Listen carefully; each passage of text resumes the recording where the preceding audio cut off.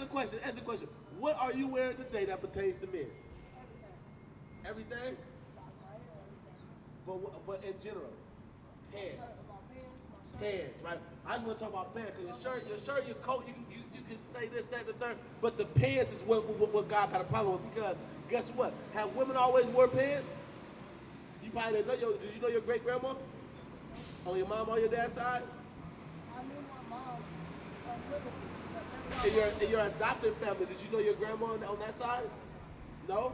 Okay. Well, I knew my grandma, my great grandma, my grandma, they never wore pants. That was not they generation. The women wearing pants is a brand new thing in the earth, sister girl, let me tell you. Right. All right?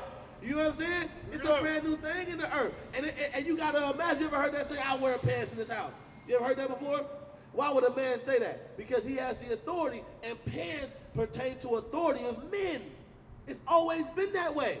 Pants, it pertains to men. Dresses and skirts pertain to women. It's always been that way. But a lot of reasons, I'm not going to say this is a denying factor, but one of the influences on why people are confused about their sexual preference is because of how they dress. Right. You understand what I'm saying? You understand what I'm saying?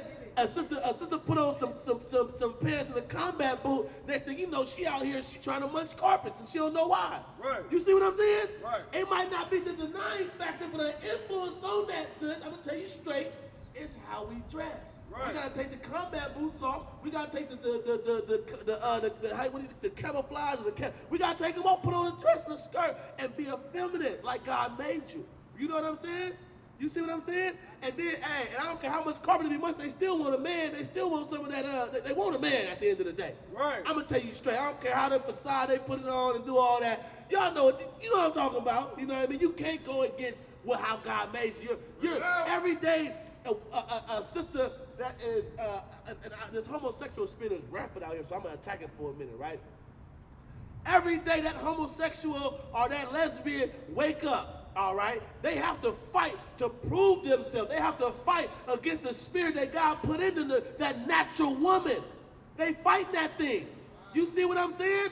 Every day. Right. I don't never gotta go nowhere with my wife and kids and fight to be like, this is not natural. What is he doing with his wife and his kid? You know why he's gonna ever? That's natural. God made it that way. Right. You see what I'm saying? But you got two grown-ass men booty bumping. It's going to offend people. Right. You see why? Because it's not natural. Right. It's not, I get offended when I'm in places with my kids and I see the homosexual men in dresses, men, and they walk in, they sit next to me. I get mad and angry. Watch out, kids. Get over here. That's nasty. Right. You see what I'm saying? Let me say something. I do get it. But also, in the Bible, it does say that nobody got no right to judge but God. Who said that? It says it in the Bible. So what you're telling me is that if you was to get in the car drunk and you crash and you kill somebody and you go to court and you string that white man and you're going to tell him, hold on, white man, hold on. It's saying this Bible, God say you can't judge me because guess what? The Bible don't say that. And you ain't going to tell that white man that neither. You're going to take you gonna take it on the chin and go do your time. You see what I'm saying? Why? Now why though? Now here's the problem, sis, because watch this. Give me that Leviticus 19 and 15. Watch this. I'm gonna show you something about the Bible do say, sis. I'm gonna show you what the Bible. This is a law too. Hold on, because watch it. This is good for the soul. This is good. That's it. Good. I got you. Come on. The book of Leviticus, chapter 19 and verse 15. Ye shall do no unrighteous in judgment. Get it right. Ye shall do no unrighteousness in judgment. So the law in the Bible, it just says, you shall not do no unrighteousness in your judgment. Come on. Thou shalt not respect the persons of the poor, nor honor the persons of the mighty. But in righteousness shalt thou judge thy neighbor. Whoa, in fact, what it do say is that in righteousness shall you judge your neighbor. That's in there. All that, don't judge your people and all that. That's Tupac saying that. That's not in the Bible. That's a Tupac album. Right. You know what I'm saying, sis? So watch this though. Now what I can tell you is this, sis. Give me Leviticus 19, 17. The book. That's what she talking about that Matthew 7? I'll clear it up. Give me Matthew 7. I'll clear it up for you, sis, because you're right. I'll show you. Matthew 7:1. Oh, yeah, I got you. We'll clear it up. Watch this. Matthew 7:1. Uh-huh. Judge not, that ye be not judged. That's what you talking about. It don't say don't judge nobody, but it say judge not, lest thou be judged. Meaning don't be a hypocrite. Come on. For with what judgment ye judge, ye shall be judged. Because the same measure that you judge somebody, you're going to be judged with that same measure. So watch what you do. You can't tell nobody, hey, don't steal, and then you a thief. Don't be a hypocrite. That's what it's saying. Come on. And with what measure ye meet, it shall be measured to you again. And why beholdest thou mote and why beholdest thou mote that is in thy brother's eye? So how you can see in your brother what's wrong with your brother, that mote in your brother's eye, come on. But considerest not thy beam that is in thy own eye. You can't see that big old beam in your own eye. And look, hey, Christ talking to you sideways. He say, how you see that little mote in your brother's eye, but you can't see this big old beam in your own eye? He say, that's why he said, don't judge nobody until you fix yourself. But watch this. You're going to clear it up. Or how will I say to thy brother, let me pull out the mote of thy own eye, and behold, a beam is in thy own eye. Come on. Thou hypocrite. Go ahead, look. First cast out the beam out of thy own eye. So what he's telling you is, look, sis, first, get yourself together. Cast out the beam in your own eye, come on. And then shalt thou see clearly to cast out the mote of thy brother's eye. And then you'll be able to see clearly to help your neighbor. Because guess what? I'm going to ask you this, sis. If you got a friend, now we just talked about a drunk driving example, right? You have a friend. They're drunk as hell. They're about to get in the car and drive. And you tell that friend of yours, you say, hey, hold on, friend. I don't think you should drive drunk. Is that wrong?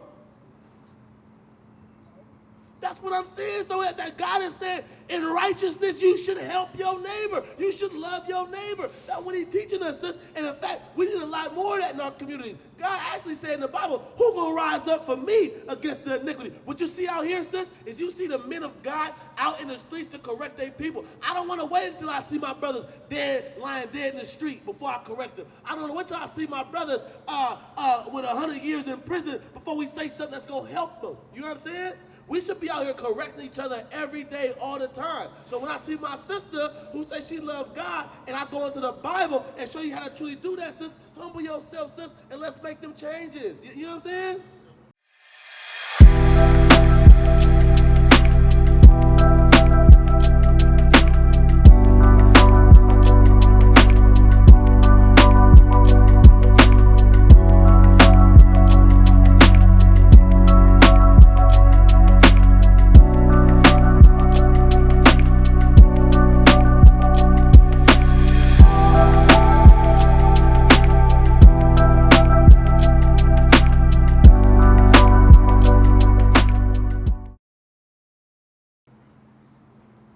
So you're going to put on a dress then?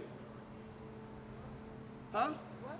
So then you're going to put on a dress according to the Bible and be a feminine sister like God has for you to be.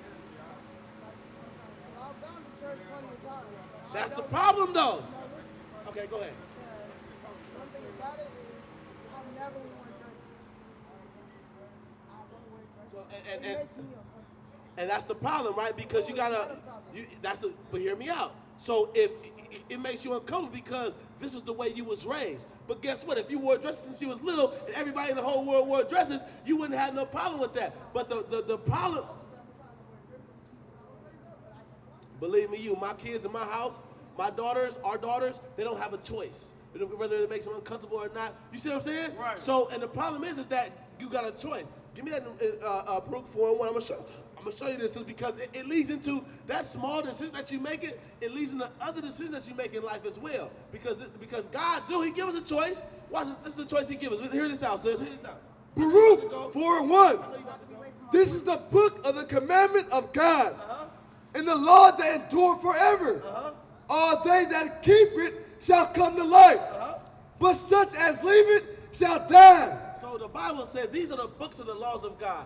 All such that keep it gonna come to life, but such that leave it shall die. When you look out here in our community, sis, and where we at, why are we in the slums? Why are we at the bottom? Why are we calling each other bitches and hoes and this and that? And we comfortable with that. Some people use that as a term of endearment. Hey, that's my bitch. You know what I'm saying? Like, it's crazy out here. Why? There's no other race is doing that. Why? Because we have lost self-respect.